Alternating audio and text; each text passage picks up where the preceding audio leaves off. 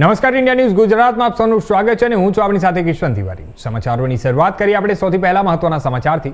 વાત કરીએ આપણે અમરેલીની, તો વડાપ્રધાન નરેન્દ્રભાઈ મોદીના કાર્યકાળના 12 વર્ષ પૂર્ણ થવાની ઉજવણી મનાવવામાં આવી રહી છે। અમરેલીના ત્યાં લાઠી ભાજપ દ્વારા સફાઈ અભિયાન હાથ ધરવામાં આવ્યું। સ્વચ્છતા મિશન અંતર્ગત સાંસદ, ધારાસભ્ય સાવરણા લઈને ફરી સફાઈ કરવામાં લાગ્યા।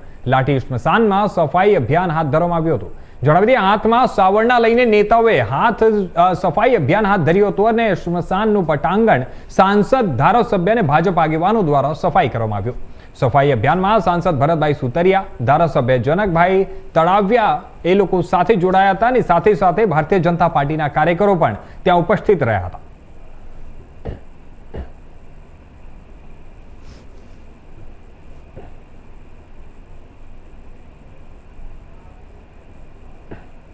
આજે જે કેન્દ્ર સરકારમાં વડાપ્રધાન શ્રી મોદી સાહેબના 12 વર્ષ પૂર્ણ થયા છે, ત્યારે એક કાર્યક્રમ અમે કર્યો છે।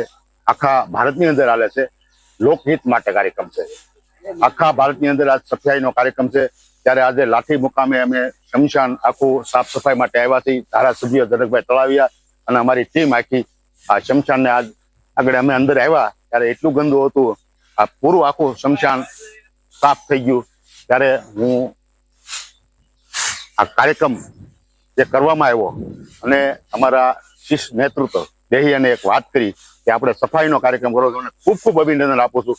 આજે આખા ભારતની અંદર સફાઈ અભિયાન કાર્યક્રમ ચાલી રહ્યો છે, ત્યારે અને લાઠી, અમરેલી અને અમારા જુદા જુદા વિસ્તારમાં આજે તમામ જગ્યા ઉપર સફાઈ કામ ચાલુ છે। આજે દેશના યશસ્વી વડાપ્રધાન અને નરેન્દ્રભાઈ મોદી સાહેબના યશસ્વી સફળ કાર્યકાળ દરમિયાન આજે 12 વર્ષ પૂર્ણ થયા છે અને એના ભાગરૂપે આજે સમગ્ર દેશની અંદર સેવાઈ સંગઠન કે ભારતીય જનતા પાર્ટીનું મૂળ એક કાર્યકર્તા તરીકે તમામ કાર્યકર્તાઓએ આજે સફાઈ અભિયાન દ્વારા આજે લાઠી શહેર ખાતે શમશાનની અંદર ભારતીય જનતા પાર્ટીના શહેર સંગઠન અને નગરપાલિકાના સભ્યો દ્વારા આજે ખૂબ મોટું ઝુંબેશ સફાઈ અભિયાનનું ચલાવવામાં આવ્યું હતું અને આજે આપણા અમરેલી જિલ્લાના લોકપ્રિય સાંસદ અને ભરતભાઈ સુતરિયા અને ધારાસભ્ય તરીકે હું પણ આ કાર્યક્રમની અંદર ઉપસ્થિત રહી આખું લાઠીનું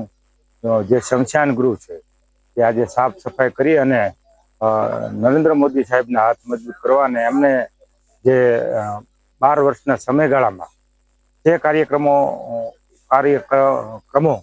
ભારતીય જનતા પાર્ટીએ કર્યા છે એની ઉજવણીના આજે ભાગરૂપે અમે આજે સફાઈ અભિયાનનો કાર્યક્રમ કરવામાં આવ્યો હતો।